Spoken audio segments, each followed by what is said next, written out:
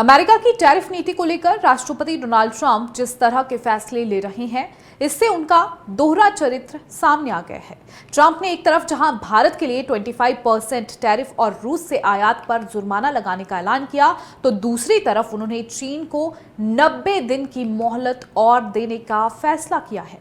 ऐसे में ट्रंप के इस फैसले के मायने क्या है, आज इसके बारे में जानेंगे। अमेरिकी राष्ट्रपति डोनाल्ड ट्रंप चीन के साथ रिश्ते सामान्य करने के भरपूर प्रयास कर रहे हैं। उन्होंने कई मौकों पर चीनी समक्ष को अच्छा दोस्त बताया है। सकारात्मक कोशिशों का सबसे ताजा उदाहरण है चीन को टैरिफ पर जो है रियायत देना। उन्होंने टैरिफ वसूलने की अवधि को जो है 90 दिन और आगे बढ़ा दिया है। ट्रंप ने सोमवार को व्यापार को लेकर टकराव 90 दिन टालने का फैसला लिया है। उन्होंने social media platform truth social पर लिखा कि समय सीमा का विस्तार होने के बावजूद समझौते की अन्य सभी शर्तें पहले जैसी ही रहेंगी। ऐसे में सवाल यह है कि आखिर ट्रंप ने चीन को रियायत देने के साथ क्या कहा है। दरअसल ट्रंप के फैसले के बाद दुनिया की दो सबसे बड़ी अर्थव्यवस्थाओं के बीच टकराव टल गया है। पहले से निर्धारित समय सीमा मंगलवार 12:01 पर समाप्त होनी थी, जिसके बाद अमेरिका चीनी आयात पर पहले से 30% ऊंचे शुल्क और बढ़ा सकता था। ऐसा करने पर चीन भी जवाबी कार्रवाई के तहत अमेरिका से निर्यात होने वाले उत्पादों पर शुल्क बढ़ा सकता था।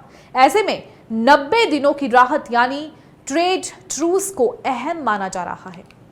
हालांकि ट्रंप का यह फैसला भारत के नजरिए से इसलिए भी चौंकाने वाला है क्योंकि एक हफ्ते तक टैरिफ वसूली टालने के बाद ट्रंप प्रशासन अब 25% शुल्क वसूली शुरू कर चुका है।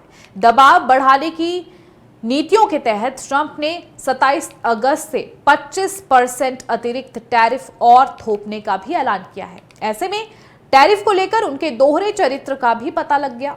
ऐसे में अगला सवाल यह है कि आखिर चीन पर टैरिफ को 90 दिनों के लिए टालने के क्या फायदे दोनों देशों को मिलने वाले हैं। अब इसके बारे में आपको बताएंगे, ग्राफिक के जरिए से समझेंगे। तो बता दें कि एक रिपोर्ट के मुताबिक चीन को मिली 90 दिनों की मोहलत के बाद दोनों देशों को मतभेद सुलझाने का अवसर मिलेगा। साथ ही दोनों पक्षों को इस वर्ष के अंत तक राष्ट्रपति ट्रंप और चीनी राष्ट्रपति शी जिनपिंग की संभावित मुलाकात का रास्ता भी साफ करने का अवसर मिला है।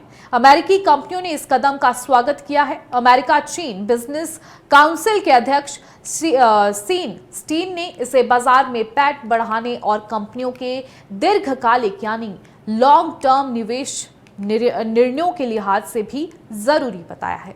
आपको बता दें कि यह भी दिलचस्प है कि ट्रंप के कार्यकाल में अमेरिका ने लगभग हर देश पर भारी शुल्क लगाया है।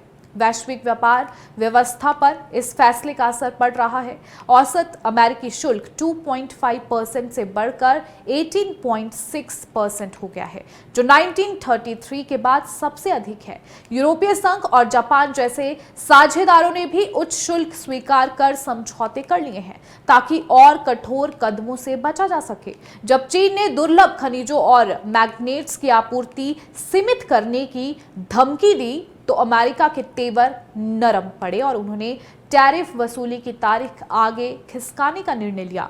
जून में दोनों के बीच समझौता हुआ। अमेरिका ने कंप्यूटर चिप तकनीक और एथेन पर निर्यात प्रतिबंध घटाए, जबकि चीन ने अमेरिकी कंपनियों तक दुर्लभ खनिजों की पहुंच आसान करने पर सहमति दी।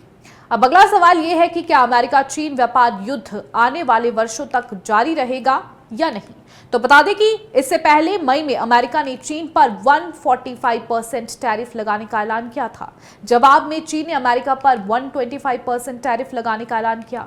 बाद में दोनों देशों ने अत्यधिक शुल्क घटाकर क्रमशः 30% और 10% कर दिए थे।